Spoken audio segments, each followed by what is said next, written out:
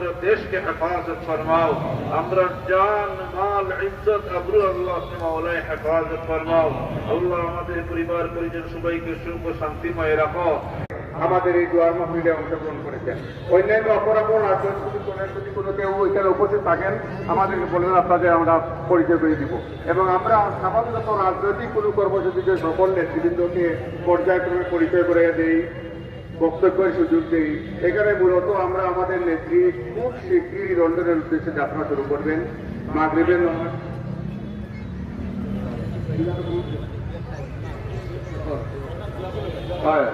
আমাদের মাগরিবের আগে অনেকে আমার নিজের পাশাপাশি যাবেন, সবাই ব্যস্ত। আমাদের ক্যান্ডিডেটরা ওনারা অত্যন্ত ব্যস্ত।